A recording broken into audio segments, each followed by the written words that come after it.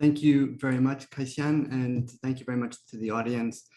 Welcome to the Singapore Energy Center first annual workshop panel discussion. I'm your moderator, Adam Usadi. I'm from ExxonMobil R&D, and I'm based in Singapore, working with researchers at NUS, NTU, and going forward, I'm pretty excited working with collaborators at A-STAR as well on low emissions energy research. ExxonMobil was the first company to join the Singapore Energy Center as a founding member. I would like to first introduce all the panel members and then get into the discussion, and not necessarily in the order you're seeing them on your screen. Prof. Liu Bin is Vice President of our Research and Technology at the National University of Singapore. She's head of the Department of Chemical and Biomolecular Engineering. She holds the Provost Chair, and she's also on the Management Board of the Singapore Energy Center representing NUS. Prof. Subodh Malsekar is Associate Vice President of Strategy and Partnerships, President's Office at NTU. He's Executive Director of the Energy Research Institute at NTU, or ARIAN. He's Professor of Materials Science and Engineering Department. He's also on the Management Board of the Singapore Energy Center from NTU, and he is, I respectfully refer to him as the father of the Singapore Energy Center. Dr. Sanjay Kutan is Chief Technology Officer of the newly established Global Center for Maritime Decarbonization, and until this past August, he was Executive Director of the Singapore Maritime Institute. Dr. Vijay Swar, Vice President of Research and Development of ExxonMobil. You heard from Vijay just a few minutes ago during his keynote. In full disclosure, Vijay is my boss. He's also on the Management Board of the Singapore Energy Center from ExxonMobil.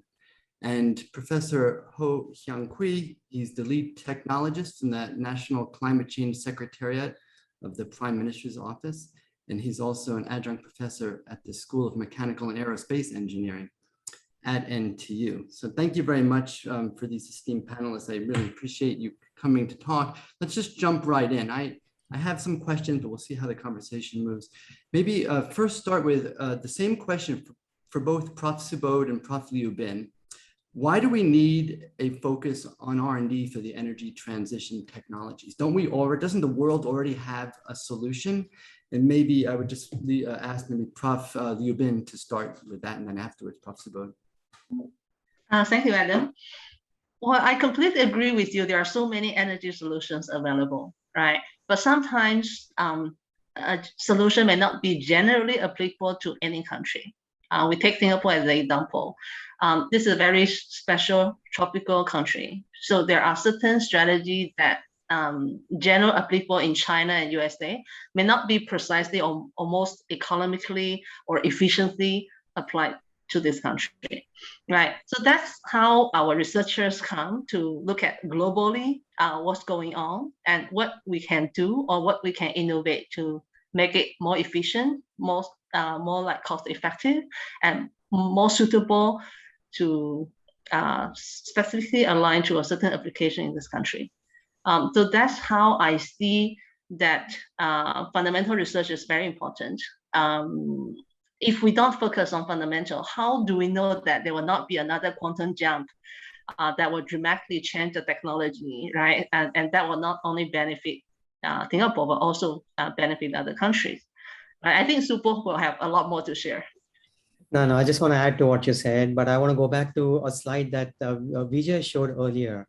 In Vijay's slide, he highlighted very clearly that out of the 40 areas, only 6 areas are on track. More than 34 areas need breakthroughs. So that's the first point. The second point I want to make is, let's take a simple example. Can we produce hydrogen today? The answer is yes. But can we produce hydrogen economically? The answer is no. If you see the target that the DOE hydrogen shot has put in front of us is, can you produce hydrogen at $1 per kilogram? And that is the gap that only basic research can address.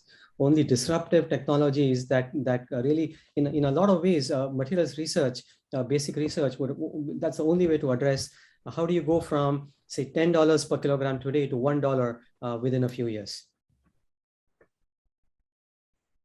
Great, thanks very much, Prof. Subodh, Prof. Liu Bin. Maybe to Sanjay and Prof. Ho, what do you think are the complementary roles of early stage academic R&D and then translational scale-up R&D? Maybe starting with Dr. Kutan.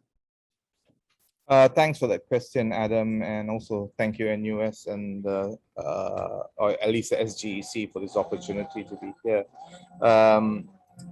Definitely, when you're pushing boundaries, there is a need to be able to manage that change with the lowest risk possible.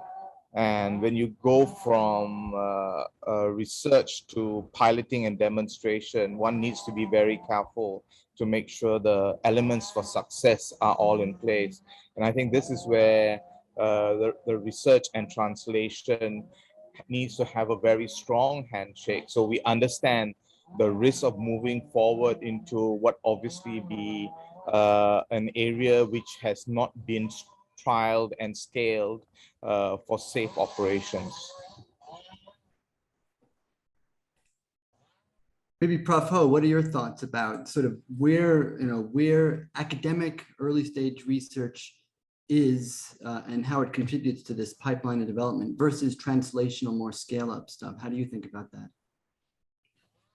Well, I think the obvious answer is definitely that both are very important, and I think they complement each other to a very large extent. I mean, from a government's perspective, at the end of the day, we do want to see research being translated into a commercially viable implementation in order to meet national challenges. But there are all kinds of different national challenges.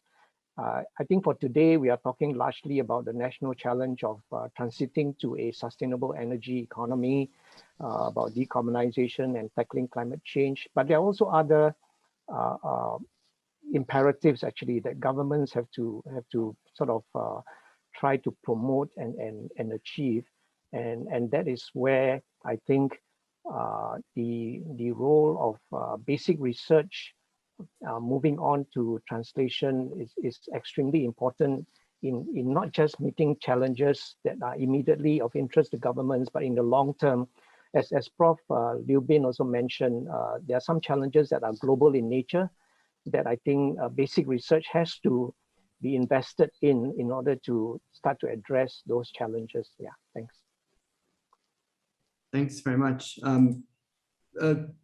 Vijay, during your talk at the very end, there were a couple of questions that came right after your talk. Maybe I'd throw one of them to you. How do you scale up in parallel? What does that even mean? Yeah, that's a really good question, Adam. Again, it's great to see everybody, albeit on little squares on my screen. I certainly look forward to seeing everybody in the third dimension. Okay, we see everybody in 2 dimensions these days, so I look forward to a 3-dimensional conference. Well, let me bridge to that with a response to the previous question, which is fundamentals matter. We're right now talking to folks in the academic environment, and it is fundamental that you have to understand fundamentals. You don't start by chemical engineering, you start with math, you start with physics, and then you move on to engineering. Fundamentals really do matter. Now, let's translate that to how do you do things in parallel. The more you understand where you want to go, the more you can influence the fundamentals that are being developed, the fundamental questions that are being asked. And that's the concept of doing things in parallel. Don't wait for the handoff. We could easily sit as a large company, we could wait until everything is done, and then we could enter at the final stage and say, okay, now that you've done all the work, we'll take it. But you know what happens? We'll realize that one of the questions that we need answered to take it to scale wasn't asked in the beginning, wasn't asked when we were doing the test bed work that A-Star talked about. And the parallel concept is really understanding the critical questions needed for scale, bringing those back and saying, what's the fundamental question that needs to be answered such that I can accelerate the scale? And the belief is that if you do that, you will actually speed up scaling, because that step, the valley that was shown on the one slide going from TRL4 to TRL8, that's what we need to work on. And that can be worked on by bringing forward what the issues are for scale back to the front end, and really challenging what is the question we're trying to answer, When the universities, when the folks in the academic community come up with what they think is the breakthrough, questions that we can ask, which is, okay, well, what are the materials of construction? What is the conversion that you're looking at? What are the temperatures and pressures you want to operate at? Those are going to become the critical scale factors. Those are going to become the critical factors that help you understand the economics of a solution. And the more we can shape that early on, the faster we're going to work our way through the pipeline. So the parallelism, Adam, to bring it back to your question, is really making sure we understand what are the critical questions that need to be answered at each step, and then bring them back and start asking those questions sooner. That will then enable the fundamentals to be worked while you're designing your test bed to be worked while you're designing your first deployment. All those parallels, all those overlaps can help speed the translation. And let me also just, with all humility in the world, say, it is very hard to put a deadline on invention. Okay, it is very hard to say, I need you to invent something by Friday. So for that, we need to continue to collaborate and make sure we have the aperture as wide as possible so that we're very welcoming to ideas, and do not dismiss ideas a priori when somebody comes with an idea which sounds like a crazy idea. What we need to do is we need to keep coming back saying, what is it about that idea that works? How do we take it to scale? What are the questions we need to ask? And I think if we do that, and you're seeing this being played out in Singapore with the elements that are being talked about today, that all the elements are in place, we now have to execute at speeds and in ways that we just haven't in the past. Thanks, Subodh. I'm sorry, Vijay, sorry. Prof. Subodh, I sort of bring it around. You're the executive director of Arion, and you've had much experience both in the R&D side as well as aspects of the translation. What do you think the role of the Singapore Energy Center is in energy transition technology development ecosystem? In Singapore, actually alluding to Prof. Liu Bin's comment before, and in ASEAN in particular. So I think there are two different answers to that question. The first is the positioning of the SGEC. The Singapore Energy Center has always asked big questions. It has stayed away from incremental research. It has stayed away from research which is near term or immediate. What we have always asked is, what would it take to decarbonize the energy sector? What would it take to decarbonize the transportation sector? These are big questions, and really the solutions or the answers to these questions don't exist today. So that was the differentiator for me when I began working with colleagues from ExxonMobil and NUS in the formation of this center.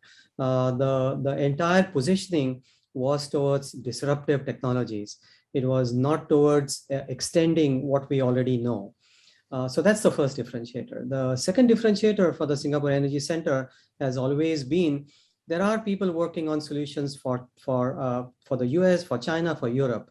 What can we do out of Singapore that would address the ASEAN region? And I think our colleague from Keppel also highlighted this. The ASEAN region is going to be the largest emitter or the largest growth in CO2 emissions worldwide. And if you really want to make a difference in terms of emissions, it's a good place to start with Singapore and the area around Singapore. So what are the peculiar issues for these areas to address? Maybe from a maritime perspective, I think such are the questions that we should definitely, that we are putting front and center in the Singapore Energy Center. Thanks very much. Prof. Liu Bin, as a scientist with both a sort of general curiosity about the universe, but also interest in world challenges, how do you know what to work on, what problems to focus on? Well, I mean, at the research intensive university, of course, our researchers have the passion and freedom to pursue what they're interested in, right? But what we can do is trying to encourage them and help align them to look bigger, probably focus on something the country is needed, the world is needed, that quite urgent, etc. So what I like a lot about the Singapore Energy Center is really the idea, the concept, and also the philosophy behind is how industry can work patiently with the local academia, right? To have a long-term, start from the seed project and then grow bigger and be patient enough to wait until each of the seed project will grow to be really big, and then gradually make an impact, right? So I like this kind of concept in a way that it doesn't really exist many years ago, that our industry partners start to show a lot more passion, pay a lot more attention to the research activities, so that we can also learn from the industry to more effectively to link our fundamental research with the translational path, and preferably that while we're doing external research work, we're also really solving the problem that the industry is facing, the country is facing. So I think that will be the ultimate goal, that we're pursuing the research excellence, but we're really at the same time be able to solve the real problem that's going to have an impact that will excite everybody in the research community, and also in the industry, and even the government agency. Yeah. Thank you. Maybe Prof. Ho and Dr. Kutan, kind of two ends of the question, which is, what is the role of, in the case of Prof. Ho, what is the role of government in this energy transition? Obviously, there are funders and so on, but how do you think about that? And then just giving you an advance warning, Dr. Kutan, what's the role of industry? I mean, you work both in industry and now with energy centers as well. So starting with Prof. Ho. Yeah, I think based on my somewhat limited experience in government, I mean, I think we have been trying to do a lot over the last 10 years that I've been in government. I mean, we started off, for example, really trying to identify key technologies that can make a difference in transiting to a more sustainable energy economy, as well as to enable us to tackle our emissions and reduce them. So government actually sponsored quite a number of technical studies in the early days, leading to then our ability to assess how much can we offer and to the global effort, for example, at the UN, for example. So we started doing that in a fairly modest way, because I think when we first started out, not everybody was thinking very hard and seriously about tackling climate change, for example, or reducing carbon emissions. So that was a process that we had to go through over the last 10 years. And I think we've done fairly well. We started off with, you can say, the more established things like energy efficiency for buildings, energy efficiency for industry, looking at transport and converting to, for example, electric vehicles and so on. Now we are looking at the things that I think people are starting to think much more seriously and harder about. I think we are looking at, obviously, CCUS and hydrogen. Those are recent reports that we have also commissioned and looked at quite seriously. Of course, a lot of this work cannot be done just by government. We have engaged as well as we think we can with industry in many cases, with academia. I think, again, there are obviously room for improvement in the way we have tried to do this as a government. But I think looking back at the 10 years that I've been involved, I see very good progress. And I think things like what is happening with this energy center, Singapore Energy Center, is something that we really want to see growing much more. I mean, I would like to see, for example, although it's great to see, two top universities and now A-Star and ExxonMobil, a key industry partner in this, it could be much better, right? I think this is what we hope for as a government, that more industry partners and collaborators will come in. Let's try to overcome the concerns about competition and protection of IP and all that. These are technologies that I think are pre-commercial that we are looking at in most cases for centers such as this. So I think that effort is something that we definitely want to support, even as we continue to support public sector research and development through NRF and other funding schemes that are available for the country. So I think as a country, the government will ultimately set the targets and the strategies for the country.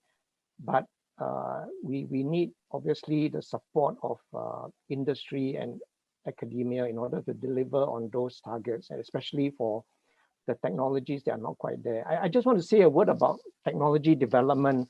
I mean, you look at something like solar and wind, so successful, but the success actually creates its own problems, because if the power system is going to be dominated by variable renewable power, you need to find ways to match supply and demand. And this is where the research needs to continue. The success of solar and wind is not the end of the story. It has to be supported by other efforts to complement the success of the technology developments that we have seen in those technologies, for example. So hopefully government can play a big role in that as well, and try to look at it from a holistic system level perspective, and try to bring in policies and regulations and incentives and fundings in order to achieve that. Yeah, thanks. Thanks very much, Prof. That's been really helpful. I do want to chime in to your point about the Singapore Energy Center growing. I think it's gone through a very great toddler stage, and now it's ready for its adolescence, and additional industry partners to really grow the portfolio, and the resources available would help a lot. Sanjay, back to you. What do you think the role of industry is, working collaboratively with academics and so on to develop these kind of energy transition technologies? Yeah, thanks for that, Adam. I think we need to first step back. And what is the governing principle of this whole energy transition?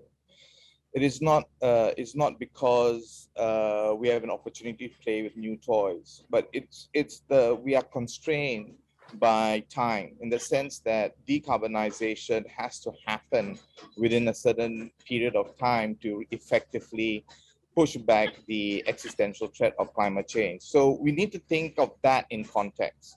So we think of pace of innovation and scale of translation, it has to be put in context of why we're making this transition, right? And this transition, therefore, must drive a greater level of urgency of collaboration right across academia and industry. That we need to find the common problem that needs to be debottlenecked by researchers, so that the entire industry can move forward very quickly and stay the whole impacts of climate change. And I think this is where industry must have a different mindset, because it is, I think, like Prof. Ho mentioned, it's not about just the immediate profits, but in fact, it's the sustainability of human civilization, so you can keep on generating acceptable level of profits for the longest period time through human civilization. So we need to kind of contextualize when we talk about collaboration between academia and industry.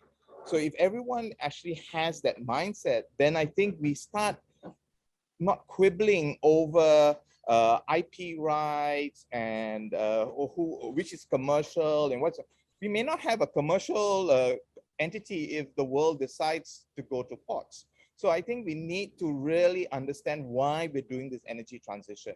And then we can actually up the pace of innovation and scale the translation in a timely manner. I get the fact that you can't rush innovation, but I think when it comes to decarbonization, we need to really put on our thinking caps and really look at which lever needs to be pulled, where the key bottlenecks are, and zoom in for that. And if the pandemic has not taught us anything, it has actually accelerated the development of vaccines, unimaginable if you had this discussion 10 years ago, right? And you've got to go through this normal process of, whatever, tens of years of testing.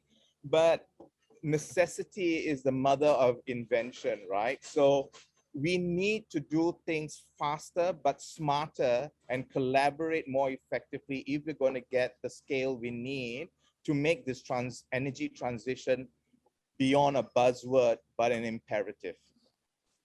Well, thank you. That's a really interesting point. Maybe I would let Vijay respond to that point. Do you have any thoughts about that particular issue?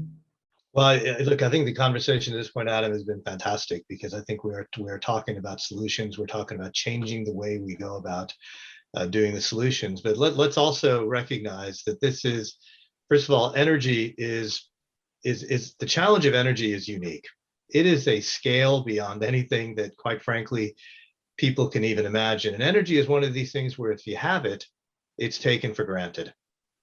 Nobody, when they flip the light switch, is thinking, are the lights going to come on? Nobody, when they go to get gasoline, are worried about whether or not the gasoline is there. And yet, as we all know, there's 1 billion plus people that don't have access to affordable energy. So while we're working on the decarbonization, and that is critical, that's one half of the dual challenge. The other half of that challenge, and we've already heard the data about the growth in energy needs from Asia, the growth in emissions in Asia. Why? Because there's a growth in energy needs in Asia. Those go together. And remember that the fundamental principle here is that energy and quality of life go together. So whether it's medicine, whether it's electricity, all those things are underpinned by energy. And so now what we're really asking is, how do we go about doing the energy differently? And that in essence, Adam, is the dual challenge. And the fundamental premise that we have is you need to deploy the technologies that are ready to deploy. And it's exciting to see those technologies being deployed.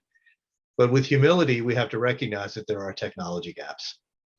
And that humility, to come back to the necessity drives invention, that humility is where it starts. And we say, okay, we need new technologies. Now, how do we go about driving that technology? And absolutely, collaboration matters. But let's be clear, IP also matters. Those are not mutually exclusive. Collaboration and IP can be done together. It's one of the things the Singapore Energy Center is trying to do. One of the reasons we like working with energy centers.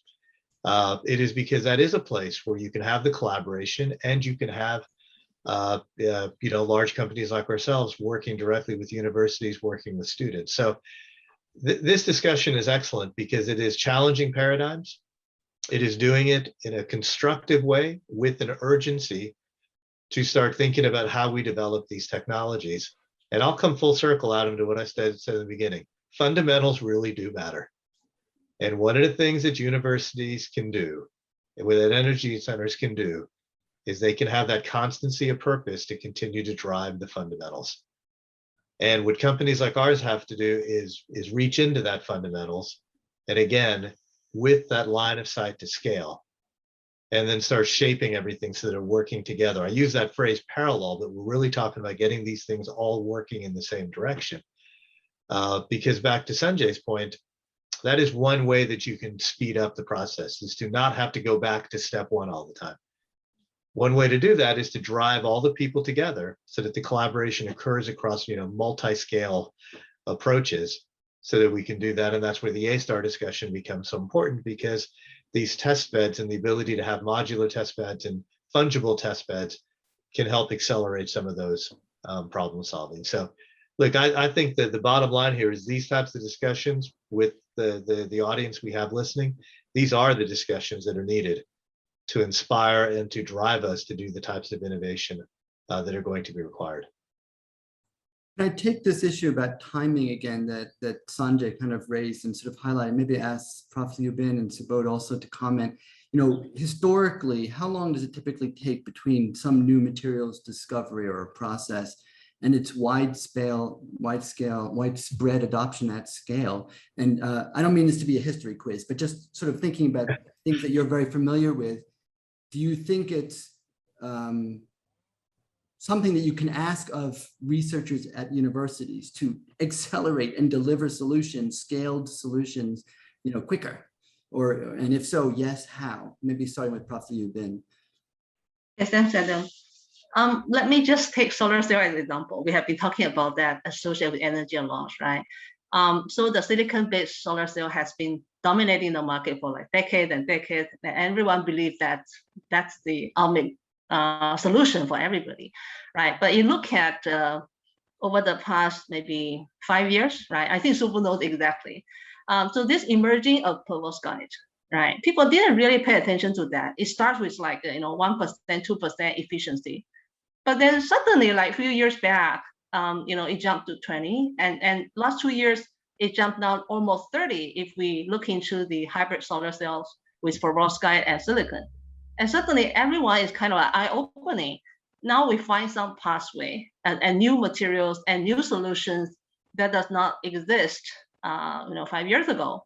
And this suddenly becomes the new kind of, holy grail for everybody to pursue. And it's really promising, right? So if I look at this example, it's really fantastic and encouraging that it doesn't take long, just few simple years, that when many people are focused on that, tremendously, changes our view of solar energy and solar performance, right? But if we look at this, it's really great that you can look at materials, you can look at materials innovation, you can look at how materials, chemists, engineer, and all these people come together to make a huge difference. Now, if we further integrate how materials can be innovated with artificial intelligence, machine learning, I just couldn't imagine how great the world can be and how fast this whole thing will develop.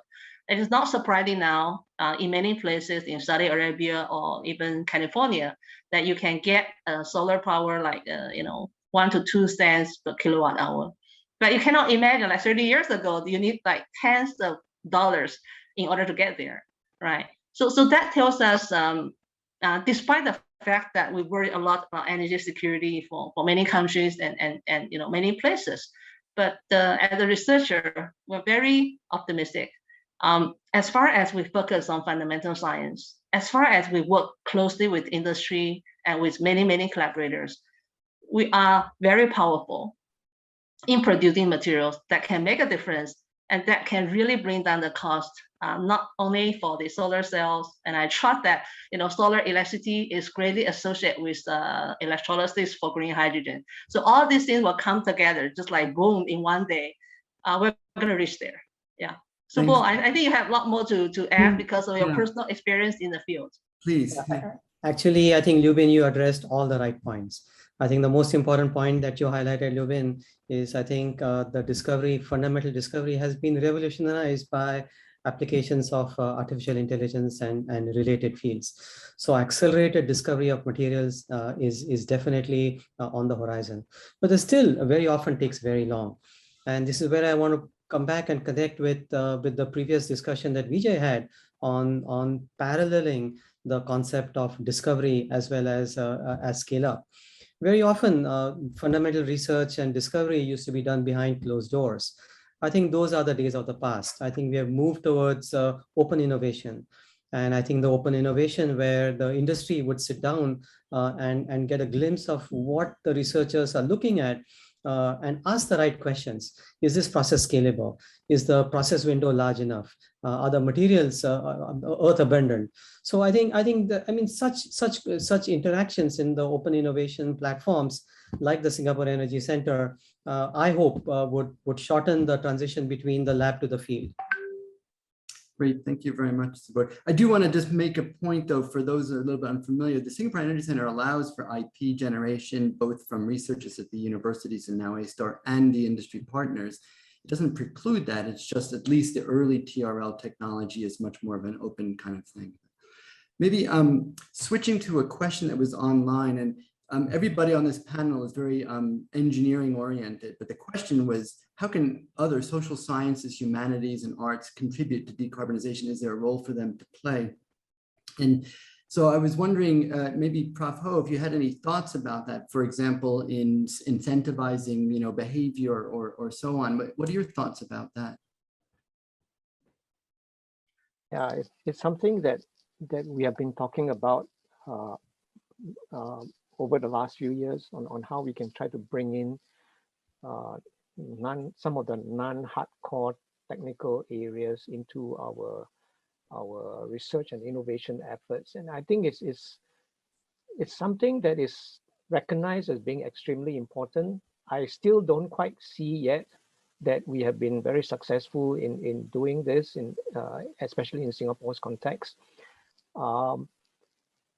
So I don't think I have many good points to make at this point in time. I just wanted to mention that, when we talk about social and behavioral issues, it's something that is kind of natural in certain areas of technology development, those that impact the ordinary person, for example, and we can think about, things like what happened in your homes and what happens in your workplace, especially in commercial buildings. When you start to translate that to, in this case, if you talk about energy transition involving power and large industries, I'm just also trying to figure out where does the social and less technical aspects come in, and this is where it seems as if the groundswell of interest globally to look at sustainability issues is what is needed to actually impact the behavior of corporations. And I think we are seeing that change. I mean, in the conventional energy industry, for example, it is great to see oil and gas companies talking about their own net zero targets. And these are things which is almost unthinkable 20 years ago, you know. So I'm kind of thinking that at the lowest level, individuals are people who can influence governments, they can influence corporations, and therefore to start from there is a good place to do. But I was also looking at a question in the chat that I thought is kind of related to this issue of what should we work on, you know. There's so many technologies out there that people are proposing to develop and to scale up and to reduce costs for and so on. What can we, how can we choose and make bets, you know, and things like that. So again, government has a role in that, I believe, to some extent. Not that we can sort of dictate everything, but certainly one of the efforts that we do as part of the climate change effort, we actually do techno-economic modeling of the energy system in a very serious and hopefully robust way. And some of the people that have spoken earlier have talked about this. A-Star has talked about their platform focusing, for example, on modeling and analysis across techno-economic analysis, life cycle costing, life cycle analysis. All these things are very important, and some of them will obviously be things that we need to hear also from individuals in society, and to see whether it makes sense to invest in some of these things, and the level of need that society feels that we need to put our efforts into some of these technologies. So I think, sorry, I can't say very much about how to really complement and integrate social related issues into technology development, but I think that this is something we need to improve on. Yeah, thanks. Sanjay, you had things you wanted to say? Yeah, thanks, Adam. I think the key area where the humanities can assist in the energy transition is really in the target group of the 1 billion people where they are not electrified or do not have access to energy. Examples around developing a microgrid in a village is just not riddled with technological challenges, but it's a whole mindset change of the community that you're going to deploy the technology in, and the need to understand the social fabric of that community, their common practices, and how do they integrate not only the technology, but the ripple effect of the technology and the changing structure of the way they behave, the way they interact with each other as technology rolls in. So I think the humanities models and the way they approach society, understand the microcosm, these micro societies can be best addressed not by the engineers, but actually the social scientists and anthropological scientists and the economists, because you suddenly get into a realm of microfinancing, and and you need to do the training to upkeep the technology. And then there's a change of, you go from a farmer and now maybe you're going to have farmer engineers, because now they've got water pumps that they also need to maintain. So, there's a big change, and understanding these complex dynamics between society and technology is going to be critical when we do that outreach to the 1 billion people who have no electricity. Thank you, Sanjay. Sibo? Very briefly, I think I just want to make 2 points. Firstly, technology is our spearhead, but the utilization will need human behavior aspect to be considered. The second point I just want to make very quickly is if you look, I was really impressed with the Singapore Green Plan. If you look, one of the key elements of the Green Plan is green citizenry. How do we galvanize the citizens towards climate action, starting from primary school all the way to the circular economy? So I think the recognition of human behavior and other aspects now increasing, and this is a very key aspect towards our decarbonization of the future. Thank you, Subodh. Actually, there's a question from Tim Rockwell talking about the Singapore Energy Center and the Maritime Decarbonization Center as beacons, which, we've certainly referred to the Singapore Energy Center as a beacon for, technology development in ASEAN. Maybe back to you, Sanjay. I had a sort of a related question, which is, what do you think the relationship between the Singapore Energy Center and the Global Decarbonization, Maritime Decarbonization Center could be to forge a path forward to, assist in this energy transition? How do you think about that? Well, I think our roles are complementary, and I don't think we cannibalize on our each other's roles. And I say this because the Global Center of Maritime Decarbonization, the GCMD, is focused on translation, piloting, and demonstration. So we're really looking at the higher TRLs and pre-commercial kind of technologies. So I would actually see the SGEC feeding the Maritime Decarbonization Center with inventions or innovations requiring a live piloting and demonstration that applies to the maritime space.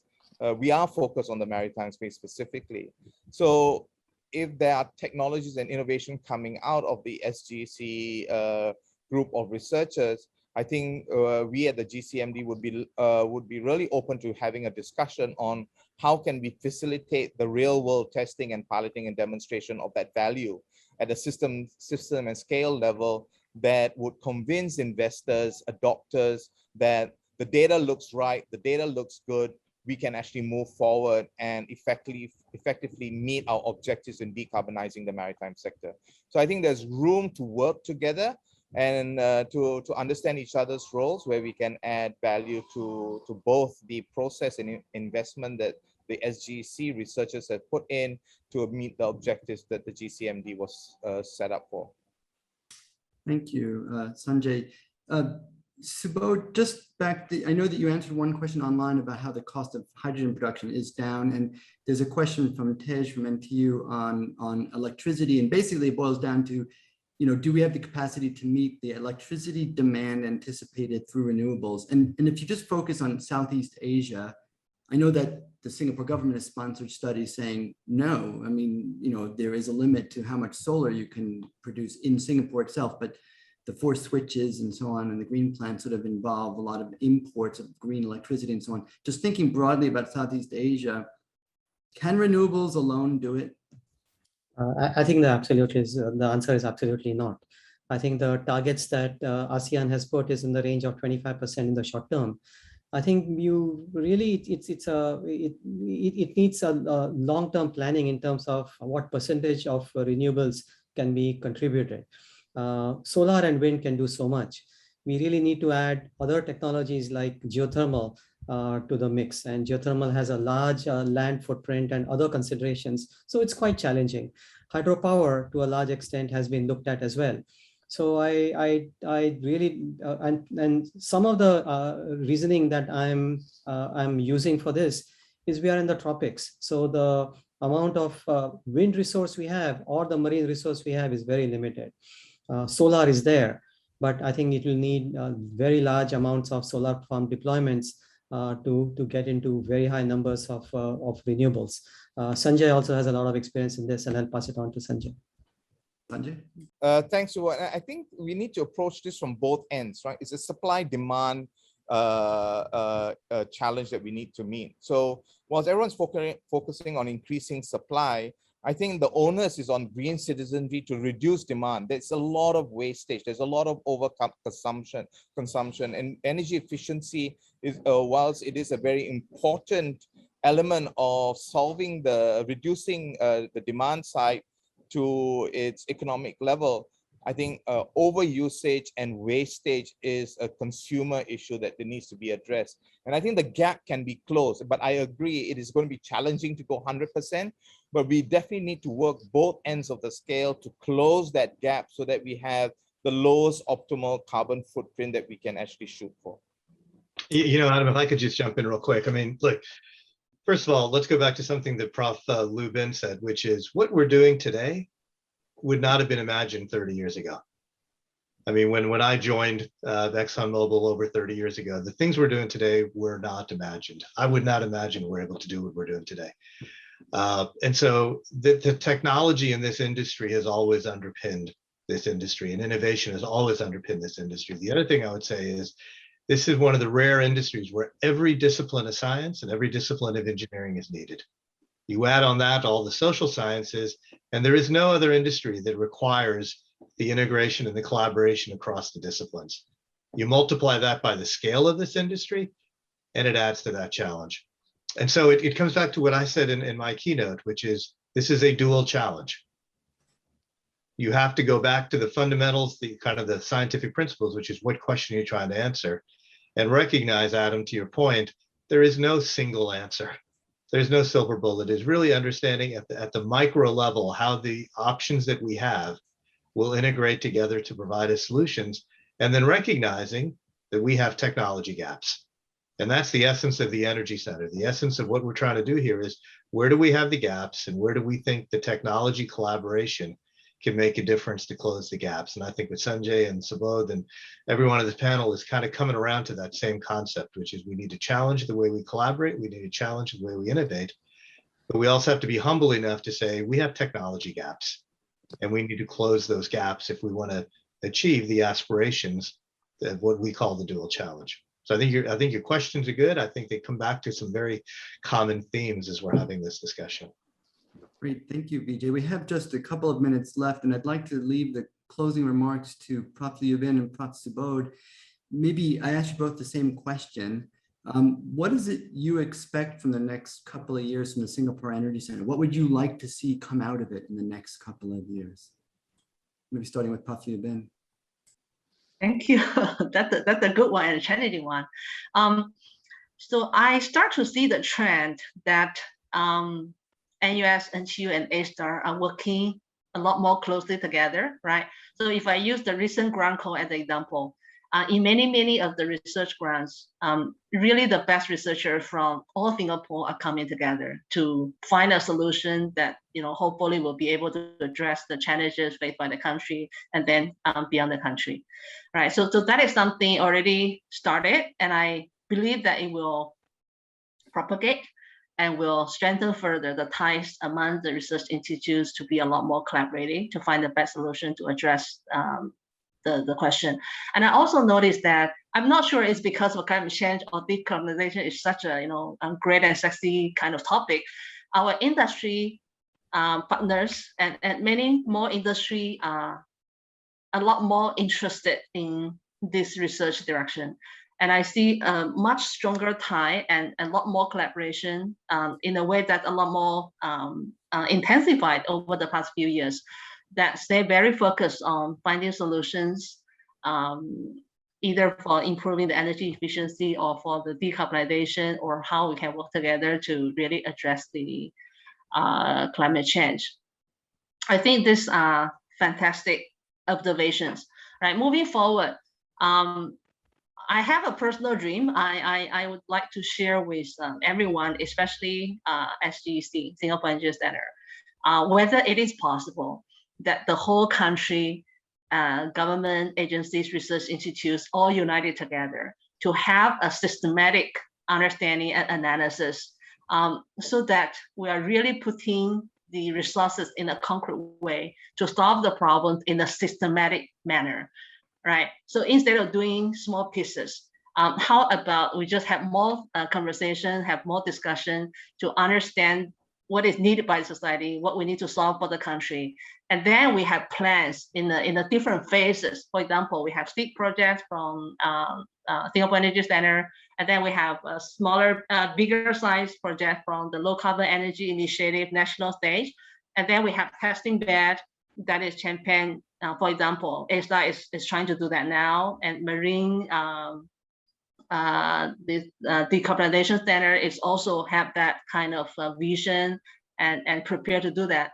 So if we design a bit better, talk a bit more, understand each other more thoroughly, we might be able to kind of phase out. And then, you know, each party is focused on one part along the whole chain, and yet we all work together to speed up the overall process from fundamental research to the translation. And I will trust that by doing so, we're going to move forward in a way a lot more effective. Yeah, thanks. I think Subo had a lot more to you know, add. No, actually, I just want to make 3 points. The first point is Lubin correctly said that we are working together in terms of working between ASTAR, NTU, and NUS. But what I also want to acknowledge is the awesome contribution from folks from ExxonMobil.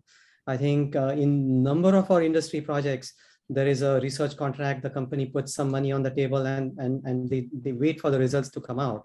What I really like in this program is the direct you know, engagement of subject matter experts from ExxonMobil. The second point quickly I want to make is, I think SGEC has put together an awesome portfolio of projects.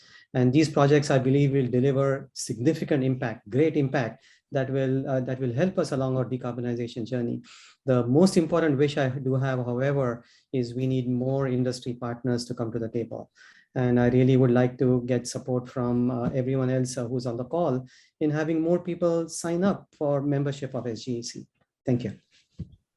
Well, thank you, everybody on the panel, Dr. Swar, Prof. Liubin, Prof. Subodh, and Prof. Ho, and Dr. Kurten. I really appreciate your insight, and it's been, I think, a really illuminating session. Throw it back to Sneha.